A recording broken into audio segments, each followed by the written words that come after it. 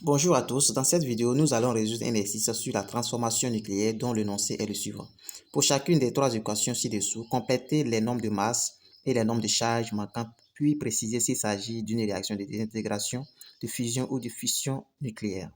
Corrigeons la première équation. Comme chaque atome de l'ion possède 4 nucléons, la somme de nombre de masses à gauche est de 8.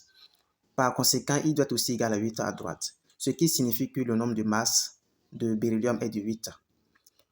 Pour ce qui est de la conservation de la charge électrique, chaque atome de l'ion a un nombre de charge de 2. La somme à gauche est de 4, ce qui implique que le nombre de charges de beryllium est de 4 à droite.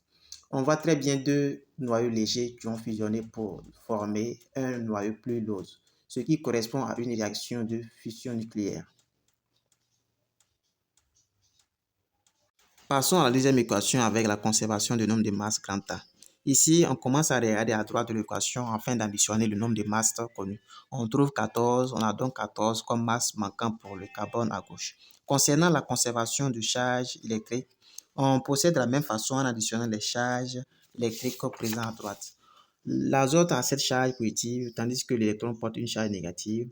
On obtient donc pour la somme 7 plus moins 1 égale à 6. On en conclut donc que l'atome de carbone à gauche possède 6 charges positives, ce qui correspond à son numéro atomique. Dans cette transformation, on a donc le carbone 14 qui se désintègre en azote 14 noyaux fixes avec une émission d'une particule issue d'un électron. Il s'agit donc d'une réaction de désintégration nucléaire.